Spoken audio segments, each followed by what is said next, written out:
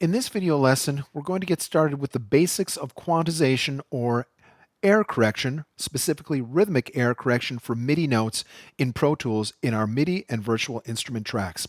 Let's get started by playing a C major scale in our track using eighth notes. So I've got a click track.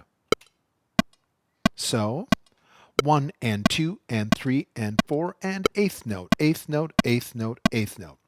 So I'm just going to play, and I'll give myself a bar for free, and a measure tool, I'll just play a C major scale, C to C.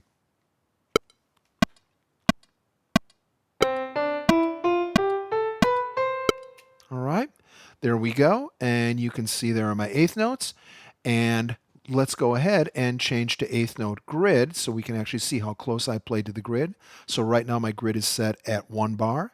Change it to eighth note, and there we go, and you can see that I've played substantially or significantly ahead of the beat on each one of those eighth note grid lines there. So I'm rushing.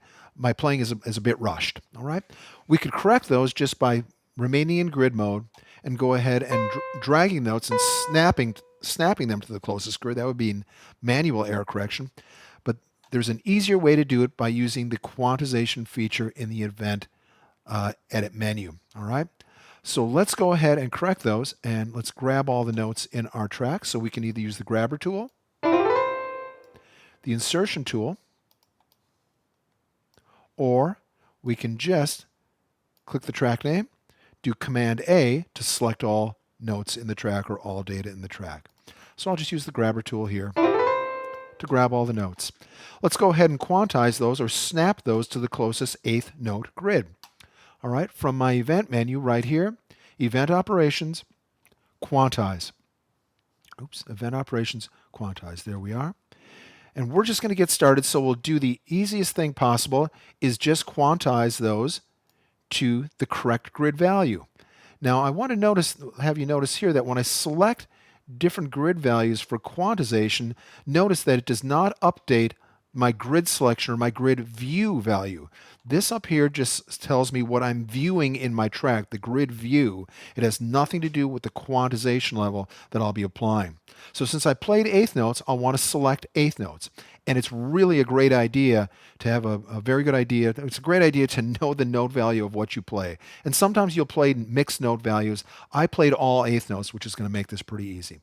So I can quantize the note on, which will snap the left edge of each note to this eighth note grid or each eighth note grid that I see.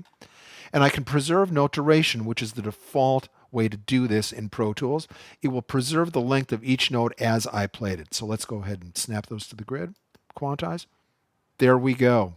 Okay, let's do it the other way by quantizing note off. I'll do Command Z to undo that and note. And there, now I've got perfect eighth notes in length, okay? So I'll undo that again. This time I'll pretend, let's just say I didn't know that I entered eighth notes or I forgot to select the correct quantization grid. I'll set it to quarter note. Now what I'll see happen is every and, so 1 and 2 and 3 and 4 and, the and of every quarter note beat is going to get snapped to the closest quarter note beat, okay?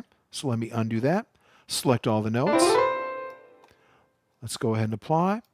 And you can see that not only did it snap the and of every eighth note to the closest quarter note grid, but it also made it a quarter note in length because I had note off selected for my what to quantize option. So it quantized both the note on and the note off.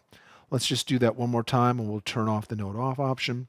And you can see that it just snapped the and of everything to the closest quarter note grid. All right, let's go the other way and wrap up there. Now I'll go down to 32nd note, which is 2 note values smaller. And I'm going to go down here so you can actually see the 32nd note grids. So now each one of these notes will get snapped, and let me zoom in, to the closest 32nd note grid. And they're already pretty close already when I get down to that finer grid, so they're pretty close to 32nd notes. Let's go ahead and apply that. And you can see that it just snapped those notes right to the 32nd note grid right there. I'll undo that, and I'll select note off, so it quantizes the note off as well. And what we'll do is, let's pay attention to this note here. It will snap the left edge of the note, or the note, onto the closest 30-second note grid, but it'll also slap the right note, the right edge, to the closest 30-second note grid as well. So it won't make these a 30-second note in length, but it'll snap them to that closest grid value. So let's go ahead and do that, and you can see how that worked. So let's stop there as our introduction to quantization, and we'll come back in the next lesson and really get into detail on tuplets, offset grid, and some of the options such as swing, include, exclude, and strength.